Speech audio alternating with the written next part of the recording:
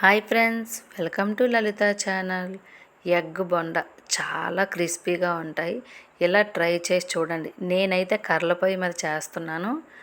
నేను వాటర్ పెట్టుకొని కానీ వాటర్ వేడెక్కిపోయిన తర్వాత ఈ వాటర్లోని ఎగ్స్ వేసుకున్నాను. ఈ తపాల్లో ఎగ్స్ వేసుకొని కొద్దిగా ఉప్పు వేసుకున్నాం, ఎందుకంటే గుడ్లు బాగా ఉడుకుతాయి అనమాట. ఉడకడం కోసం ఉప్పు వేసుకొని ఈ కప్పుతోని మెజర్మెంట్ శనగపిండి 3 కప్పులు వేసుకొని 1 స్పూను సాల్ట్ వేసుకొని అలాగే 2 స్పూన్లు పచ్చికారం వేసుకొని ఈ బ్యాటర్ని అయితే ఇలా స్పూన్తో బాగా కలిపేసుకొని కొద్ది వాటర్ వేసుకొని ఇలా కలుపుకోవాలి. ఇక ఎక్కడ ఉండలు లేకుండా ఈ మిశ్రమాన్ని బాగా కలిపేసుకొని మనము కొంచెం పలచగా కలపకూడదు, చిటికెడు మాత్రమే తిని సోడా గుండు వేసుకోవాలి. ఇక నేను చూపించిన విధంగా బ్యాటర్ని అయితే ఇలా కలుపుకోండి, ఇలా చిక్కగా కలుపుకోవాలి. ఇలా అయితే బాగుంటుంది.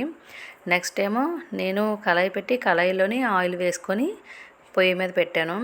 గుడ్లు ముందుగా నేను ఉడకబెట్టాను కదండి, అవి ఒలిసేసుకొని ఒక గుడ్డుని 4 ముక్కలుగా కట్ చేసి నేను ఎగ్ బొండ అయితే వేసాను.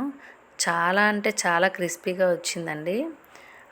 నా ఛానల్ సబ్స్క్రైబ్ చేసుకున్న వాళ్ళందరికీ ధన్యవాదాలు. ఇదిగోండి, ఈ ఆయిల్ వేడెక్కిన తర్వాత ఇలా స్లోగా వేసుకోవాలి. ఈ బ్యాటర్ ముంచేసి బ్యాటర్లోని ఇలాగ 2 వైపులా ముంచేసిన తర్వాత ఈ ఎగ్ మిశ్రమాన్ని వేసేసుకోవాలి. వేసుకొని వెంటనే కలిపేయకూడదు. ఒక 2 నిమిషాల తర్వాత ఇగో నేను చూపించిన విధంగా ఇలా స్లోగా టర్న్ చేసుకోవాలి. ఇలా బాగా ఫ్రై అయిపోయిన తర్వాత మనం ఒక సర్వింగ్ బౌల్లోకి తీసేసుకోవాలి.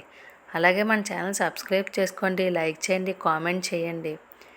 నేను ఇగోండి బాగా చాలా క్రిస్పీగా వచ్చాయి. ఇగోండి ఫ్రై అయిపోయిన తర్వాత నేనైతే ఒక సర్వింగ్ బౌల్లోకి తీసుకున్నాను. సర్వింగ్ బౌల్లోకి తీసుకొని ఇక చూడండి చాలా బాగున్నాయి. నెక్స్ట్ అలాగే టమాటా సాస్ వేసుకొని తింటే చాలా బాగుంటుంది. ఓకే ఫ్రెండ్స్, మీరు కూడా ట్రై చేయండి. అలాగే ఎలా వచ్చిందో కామెంట్ బాక్స్లో కామెంట్ చేయండి.